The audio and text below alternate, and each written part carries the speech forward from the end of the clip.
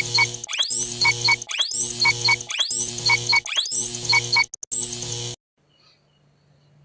assalamualaikum warahmatullahi wabarakatuh. Selamat datang kembali di Nur Yakin Mada Channel. Pada video kali ini, saya akan membahas materi tentang statistika. Pada submaterinya adalah ukuran penyebaran data. Materi yang lebih khusus adalah materi tentang desil. Nanti untuk desil akan kita bahas dua macam bentuk data, yaitu desil untuk data tunggal dan desil data berkelompok. Sebelum kita mulai pembahasannya, bagi Anda yang baru bergabung di channel saya, silahkan klik tombol subscribe di bawah dan jangan lupa aktifkan loncengnya agar Anda selalu menerima notifikasi setiap kali saya mengupload video yang baru. Dan jangan lupa like dan komennya.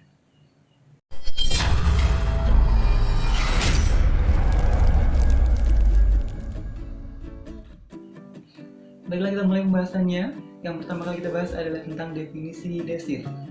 Desil dilambangkan dengan DI.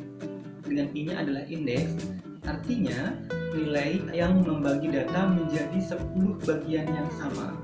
Dengan demikian, desil itu membagi data karena membagi menjadi 10 bagian, jadi akan terdapat 9 desil, yaitu desil ke-1 atau dituliskan dengan D1, kemudian desil kedua dilambangkan dengan D2 dan seterusnya sampai D9.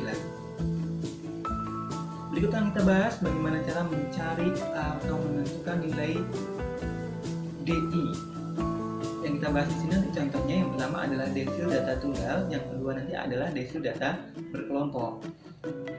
Baik, kita mulai pembahasan untuk desil data tunggal. Oke. Untuk desil data tunggal, rumusnya bisa kita lihat seperti ini. DI itu letaknya adalah data ke I dibagi 10 kali N ditambah 1, dengan N-nya adalah banyak data. Kemudian I-nya kita ganti dengan indeksnya tadi berupa bilangan 1, 2, 3, sampai 9. Berarti ada D1, D2, D3, sampai D9. Nah, sekarang contohnya seperti ini. Tentukan nilai D4 dari data 3, 3, 4, dan seterusnya seperti ini.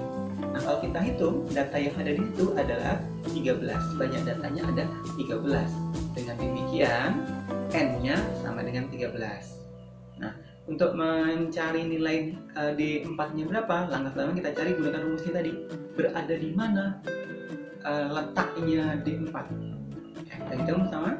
Letaknya D4 adalah data ke, karena D4 berarti 4/10 dikalikan dengan N ditambah 1. N-nya tadi udah ketemu 13, berarti dikali 14 ya, 13 ditambah 1 ketemunya adalah data ke 5, 3/5. Nah, 5, 3/5 berarti antara data ke 5 dan data ke 6. Seperti ini letaknya di situ, soalnya letaknya di 4. Nah, kalau sudah tahu alamatnya, letaknya, sekarang kita hitung D4-nya berapa. Karena letaknya bukan berada pada data ke-5 pas, tapi 5 lebih ya. Nah, berarti kita hitung lagi, D4-nya sama dengan data ke-5 ditambah lebihnya tadi berapa? 3/5. Berarti ditambah dengan 3/5 kali selisih dari data yang mengapit. Yang mengapit tadi kan data ke-6 dan data ke-5. Berarti data ke-6 dikurangi data ke-5. Seperti itu. Nah, ketemunya berarti data ke-5 nilainya adalah 4 gitu ya. Kemudian ditambah dengan 3/5 kali data ke-6-nya adalah 5, data ke-5-nya adalah 4. Ya, berarti 3/5 kali 5 dikurangi 4. Ketemunya 5 kurangi 4-nya 1, dikali 3/5 tetap 3/5. Jadi hasilnya nilai dari D4-nya adalah 5 ditambah 4 ditambah 3/5. Jadi nilai akhirnya adalah nilai D4 dari data di atas adalah 4 3/5. Yang selanjutnya kita bahas adalah tentang desil data berkelompok. Untuk desil data berkelompok, langkah pertamanya nanti sama dengan desil data tunggal. Sebelum kita menghitung nilai desilnya, kita harus tahu dulu alamatnya. Desilnya itu terletak di mana? Gitu. Nah, kalau udah ketemu letaknya, baru kita gunakan rumus. Jadi Jadi kita ada dua rumus di sini nanti. Yang pertama kita cari dulu rumus letaknya sama seperti pada waktu kita menghitung menggunakan data tunggal tadi. Nah, sudah selesai kita hitung itu, baru kita gunakan rumus seperti ini. Ya, QI sama dengan TB ditambah P dikalikan I per 10 kali N dikurangi dengan FK, kemudian dibagi dengan F. Dengan keterangannya, TB itu adalah tepi bawah kelas DI. Kemudian P-nya adalah panjang kelas, kemudian N-nya adalah banyaknya data, kemudian FK itu adalah frekuensi kumulatif sebelum kelas DI. Sedangkan F-nya adalah frekuensi kelas DI itu sendiri. Ya, ini penjelasannya tentang kita bahas tentang contohnya. Berikut adalah contoh yang kedua tentang desil data berkelompok.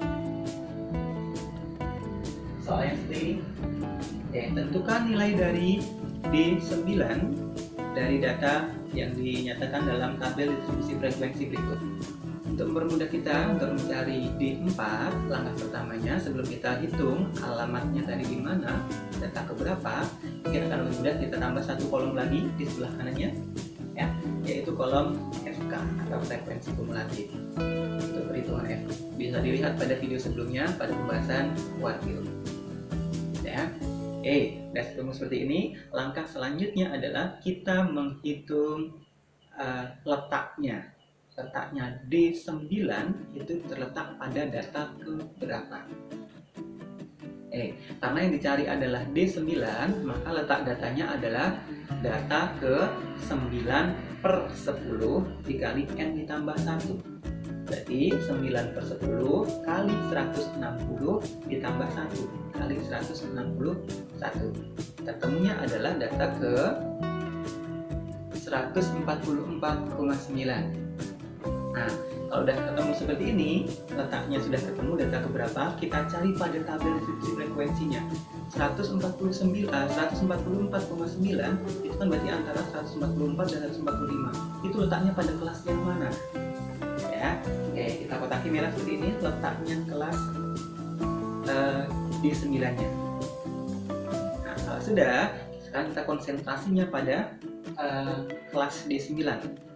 Nah, dari situ bisa kita hitung nilai TB atau tepi bawahnya adalah 81 ditambah 80 kemudian dibagi 2. 81 itu adalah batas bawah kelasnya D9 ditambah batas atas kelas sebelumnya. Kemudian kita bagi 2. Jadi ketemunya adalah 80,5. Kemudian P-nya panjang kelas bisa kita ambil dari kelas manapun, ya. Bisa 51 yang paling atas, 51 sampai 55, 51, 52, 53, 54, 55. Berarti panjang kelasnya adalah 5. Untuk P-nya sudah, langkah berikutnya berarti kita mencari N. P-nya sudah, N-nya sudah. N itu kan sama dengan banyaknya data. Berarti sama dengan kita ambil FK yang paling bawah saja. Ya, FK paling bawah ada 160. Tadi udah kita hitung di awal tadi juga, ya. Berarti nilai N-nya adalah 160. Kemudian FK-nya adalah kolom frekuensi kumulatif. Kita lihat, FK adalah frekuensi kumulatif sebelum kelas D9. Nah, berarti di atasnya kotak merah ini, ya, berarti ketemunya adalah 139. Dengan F-nya, F adalah frekuensi kelas D9 itu sendiri. Jadi ketemu 10. Semuanya sudah selesai kita hitung, kita temukan masing-masing. Nah, sekarang kita tinggal masukkan ke dalam rumusnya D9. D9 sama dengan TB kalau secara umum tadi, ya. DI adalah TB ditambah P dikali I per 10 kali N dikurangi FK per F. Sekarang kita lihat adalah D9. D9 sama dengan TB. TB-nya tadi adalah 80,5 ditambah P-nya adalah 5, kemudian 9 per 10 dikali 160, kemudian kita kurangi dengan FK-nya 139, kemudian kita bagi dengan F. F-nya adalah 10. Berarti nilainya menjadi 80 ditambah 5 dikali 144 dikurangi 139, kemudian kita bagi 10. Ketemunya berarti 80,5 ditambah 5 dikali 5 per 10. Oke, ketemunya berarti 80,5 ditambah 2,5. Terakhir ketemunya menjadi 83. Jadi nilai D9 dari data di atas itu adalah 83. Demikian pembahasan kita kali ini tentang desil data tunggal dan desil data berkelompok. Semoga bisa dipahami. Jika ada yang kurang jelas, kurang bisa dipahami, silakan diputar lagi videonya, diputar berulang-ulang sampai Anda benar-benar memahami materi ini dengan baik. Demikian, semoga bermanfaat. Saya akhiri. Assalamualaikum warahmatullahi wabarakatuh.